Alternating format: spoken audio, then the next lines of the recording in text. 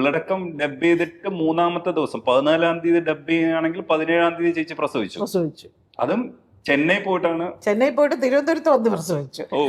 അത് ഇപ്പോ ലാലിന്റെ അമ്മ മരിച്ചപ്പോഴേ അവിടെ ലാലിന്റെ വൈഫിന്റെ ബ്രദർ സുരേഷ് ബാലാജി ഉണ്ടായിരുന്നു. അപ്പൊ കുറേ കാലങ്ങൾക്ക് ശേഷമാണ് സുരേഷ് ബാലാജി അവിടെ വെച്ച് കണ്ടപ്പോൾ എനിക്ക് ഭയങ്കര സന്തോഷം തോന്നി. കാരണം ആ സമയത്ത് സുരേഷ് ബാലാജിയുടെ എല്ലാ മൂവീസും ഞാൻ ഡബ് ചെയ്യുന്നുണ്ടായിരുന്നു.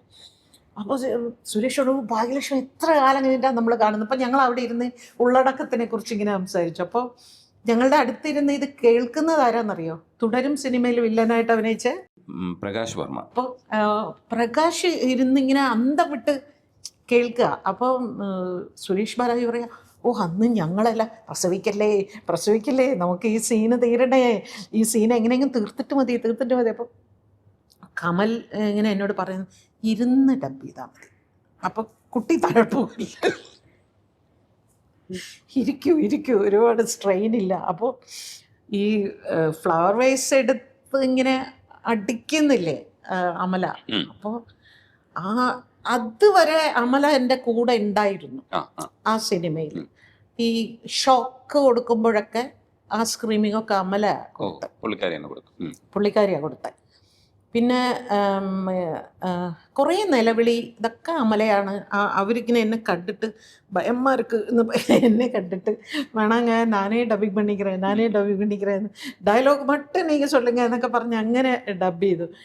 പക്ഷെ ഈ സീന് സമയമായപ്പോഴത്തേക്കും അമല പോയി. കാരണം അമലയ്ക്ക് എല്ലാ ലാംഗ്വേജും ഡബിങ് ആണ്. അവർ ഒന്നിലും ഡബ് ചെയ്യുന്നില്ല. അപ്പം അവർക്ക് പെട്ടെന്ന് മടുക്കും. ഈ ഡബിങ് എന്ന് പറയുന്നത് ഭയങ്കര ക്ഷമ വേണ്ട ഒരു സ്ഥലമാണത്. അപ്പം അവർ പോയി. അപ്പം ക്ലൈമാക്സ് പിന്നെ ആക്ച്വലി അവിടെ ഡയലോഗ് ഒന്നുമില്ല. അത് അവർ നിലവിളിച്ചാൽ മതിയായിരുന്നു. അപ്പം അവർ പോയപ്പോൾ ഞാൻ നിലവിളിച്ചേ പറ്റൂ. അപ്പം ഈ കുറേ നേരം നമ്മൾ കിതപ്പ് മാത്രം കൊടുക്കുക. ഇതിങ്ങനെ കൊടുത്തിട്ട് അവസാനം എന്ന് പറഞ്ഞിങ്ങനെ എടുത്ത് അടിക്കുമ്പോൾ അല്ലറി കഴിഞ്ഞപ്പോൾ ഇങ്ങനെ എന്തോ പോണുണ്ട്.